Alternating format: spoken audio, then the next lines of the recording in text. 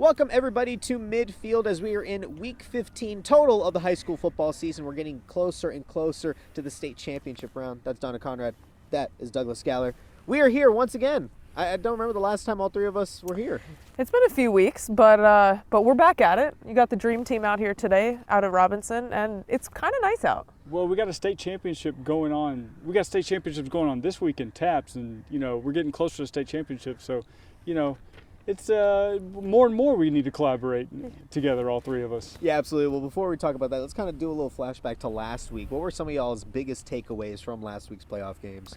Well, I know you want to get into this one for sure, so let's go right to it.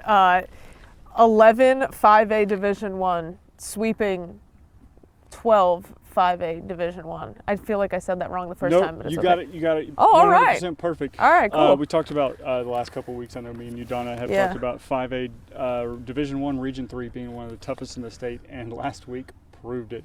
Everybody thought College Station and A&M Consolidated were the favorite, and that the rematch this week was coming down. Regional final, we're going to get, was the game going to be played at Merrill Green? Was it going to be played at Kyle Field?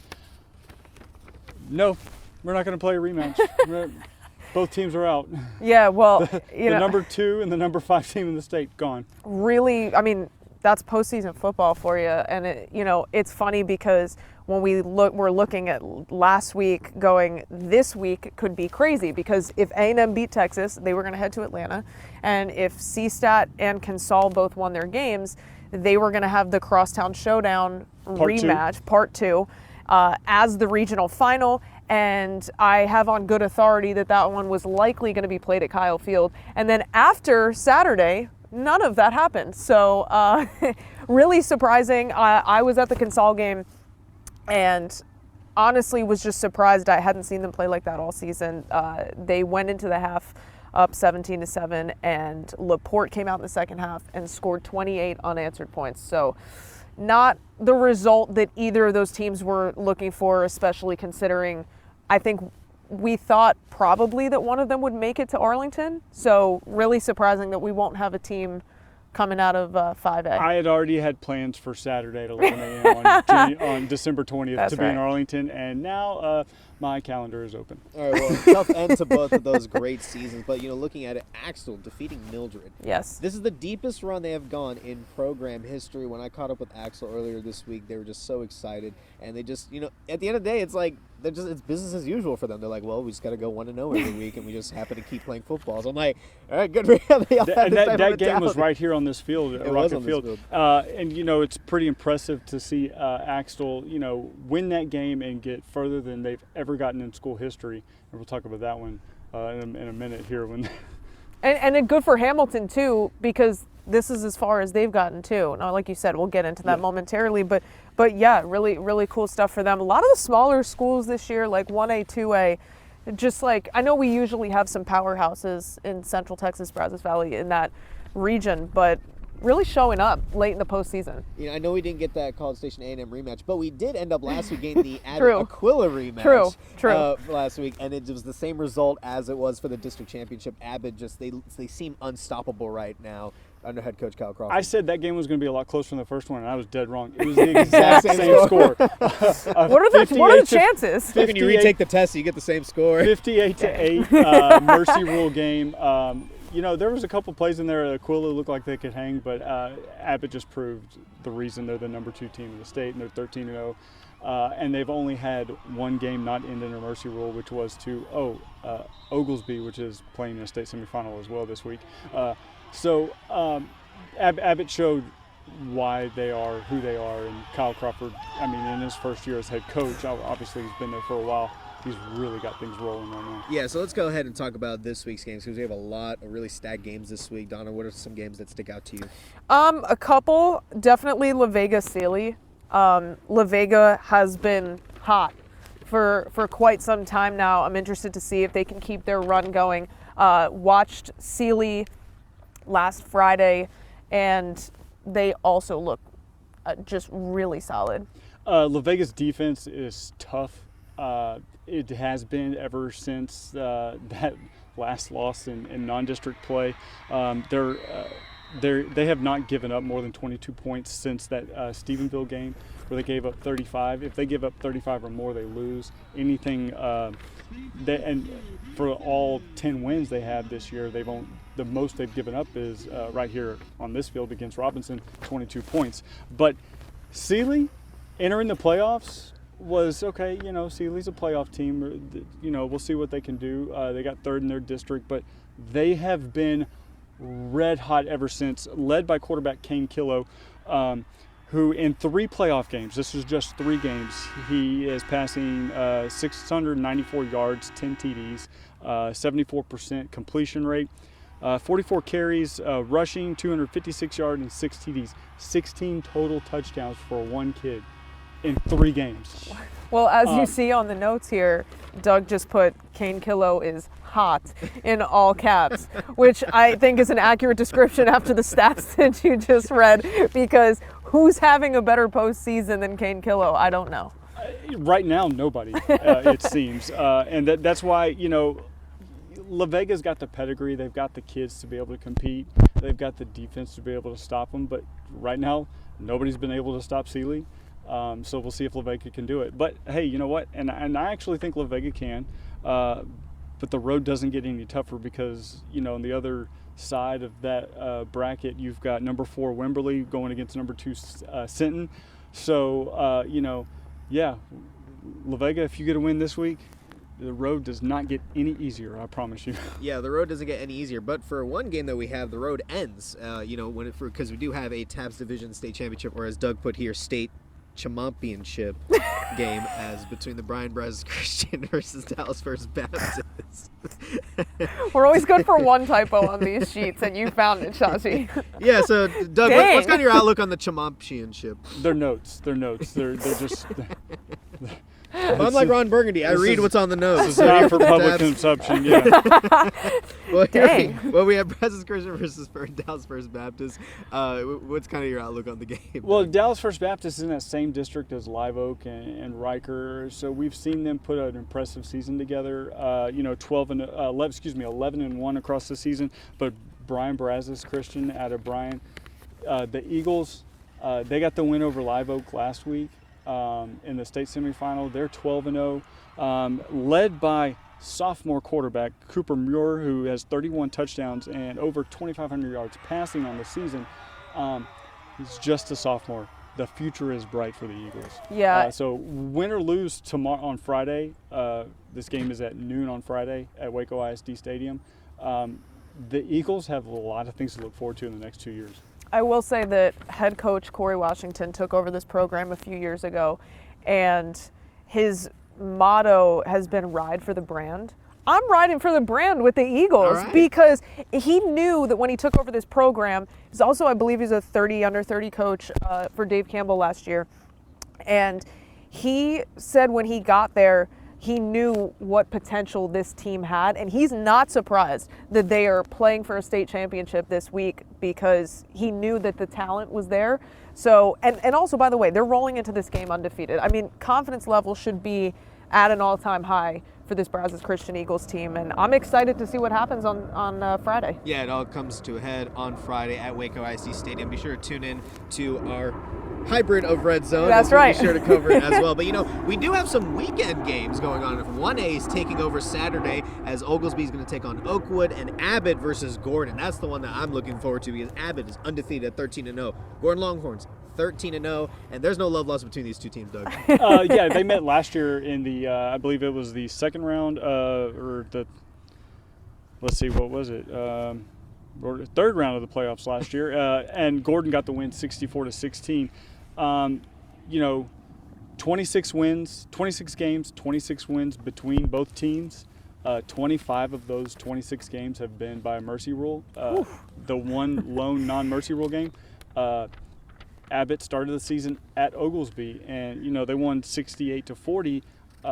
But Oglesby's still playing. They're going to be playing right here on Saturday afternoon.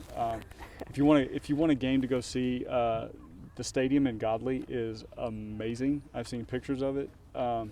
It's a brand new facility they just built, and they're going to play a 1A semifinal game there. It's going to be awesome. Both sidelines are going to be rocking. The Abbott crowd was huge last week in Italy versus Aquila. That there were so many people there lining up at the gate to get in for that one.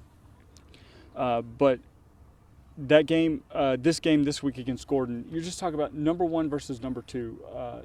They're ranked this high for a reason, and you know, Terry Crawford retires, his son Kyle takes over, and they didn't skip a beat. In fact, they probably said, you know what, last year we lost in the 3rd round. That's not our standard. Our standard is to play in AT&T. Yeah, they're looking to go crawl forward with this to try and go to the state championship round. We're never short on puns, I'll tell you that. The other game on Saturday is Oglesby taking on Oakwood. On paper, Oglesby should win this game, but they are taking every game very seriously. I remember at the end of the state championship game last year, Yes. they said, we're going to come back. And when two-a-day started, they had it on their shirt saying, run it back. They have treated every game like it is the state championship game. And besides that game against Abbott at the beginning of the year, which was a very tough game, they are two of the best teams in Central Texas.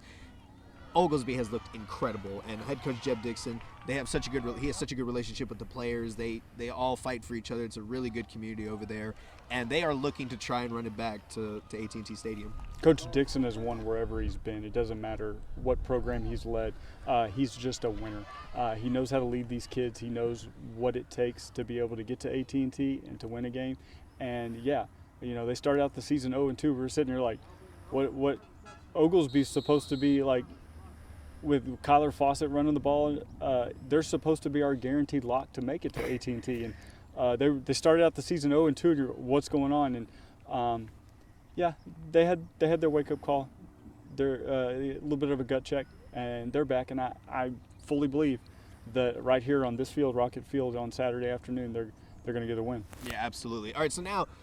Well, we got to get into some little bit of predictions here. So, you know, pick a game, maybe 2 games, and kind of what are some predictions you think is going to come out on top?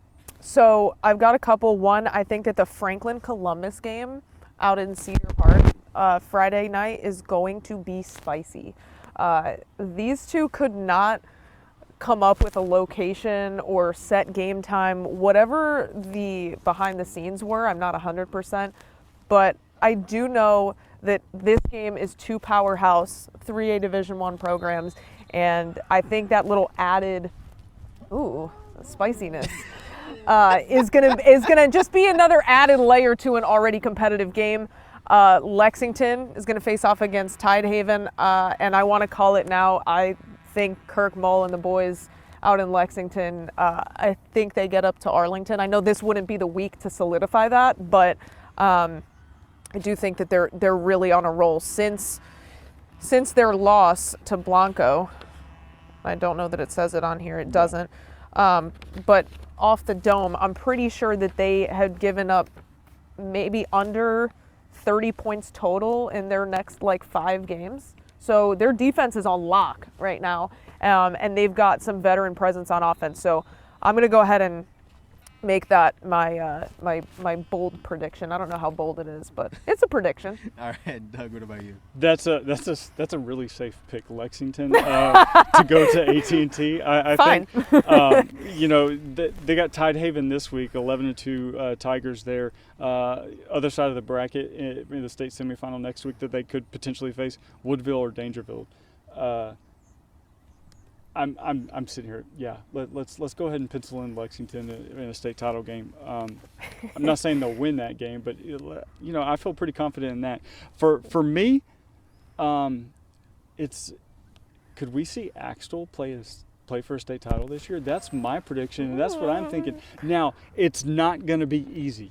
I promise you that, because you look at the other side of the bracket for who they would face in a semifinal game. If they can beat Hamilton, Hamilton is a really good team. They only give up 14 points a game. They're scoring 34, very similar to Axtell's team as well. But and neither school has made it this far in the playoffs ever.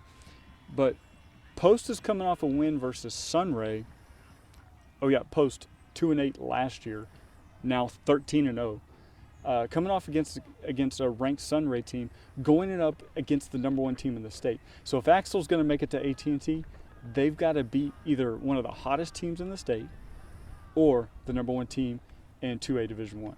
Well, how hot do you think Axtell is? Let's get your take. Yeah, I think Axtell is hot. Okay, I'm all for the Longhorns. Pencil here. it in. Axtell Pencil it is in. hot. I'm not afraid to make a prediction. I think the Axtell Longhorns are going to beat Hamilton and continue on this run that they're in. I think that's how hot I think the Axtell Longhorns are. And for a prediction for the state championship game, I think Brazos Christian is going to finish the season undefeated. I think they're going to take away the win, and they are going to finish the season undefeated and be crowned champions. And as for the Saturday games, I think Abbott and I think Oglesby are both going to move on and go to AT&T Stadium. Those feel safe. I like those. Yeah, I'm all for it, Just, hey, Shaji's picks aren't spicy picks, but they're good picks. They're good picks. They're reliable picks. I mean, hey, Axtell beating Hamilton is a pretty. It's still. Oh, a big. 100%. Listen, it's I would say it's a competitive. safe pick. Axtell going. Look, they have been on a tear. They went 10-0 last year, lost in the first round to Valley Mills. Those kids, especially the senior class for Axtell, have been on a mission. They had that one hiccup against Italy earlier in the district play, but since then, I mean, you talk about Saji. You talked about earlier about them beating Mildred last week.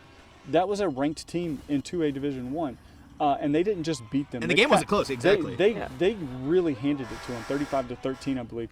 And so that's a game that's like, you talk about a team that is really playing well right now. Axtell is it. And, and Hamilton's not bad either. They run the ball really well. But I think that they're going to come into a buzzsaw that they're not ready for. Yeah, like at the beginning of the year when I went to two-a-days and I spoke with Axtell, they literally said the goal is to do better than what we did last year. Like that whole season, just losing the first round, they were frustrated. And when I talked to head coach Craig Horn, a couple days ago, he talked about, well, we had to look ourselves in the mirror after that loss to Italy. Are we going to stay here and be stagnant, or are we going to try and move on? And they did. They did more than move on. They have looked so good. This is the best football they've played all year. And, Hamilton, this is their toughest test yet. So we'll see. So I think if Axtell can take care of business here, and I need to see how they win. I think they're going to win, but how they win. Because Mildred, how they basically took care of business and dominated on all sides of the field, I think Axtell can take it all the way. I really do. That's going to be a really great game Friday night in Belton. Yeah, and be sure to tune in to our hybrid of Red Zone on Friday, as we'll be able to, get you the best highlights around Central Texas and the Brazos Valley area. You definitely don't want to miss it. That's on Friday, and we have games on Saturday as well. We'll showcase those as well. But that's going to do it for this episode of Midfield. Any lasting remarks you guys want to leave it on? This was a fun one, guys, and this is my first time up at Robinson specifically, and I didn't know that they have a rocket here on the field, and I just think that that's really cool. No, I didn't. There's actually two. There's one behind you on the scoreboard. Really? Oh, look at that! 2 rockets. Well, I love that. Well, midfield, midfield landed on Rocket Field, Whoop, and we're whoop. going to be landing on other games across Central Texas. You definitely don't want to miss it. But that's going to do it for this episode of Midfield. We'll see you for Red Zone on Friday.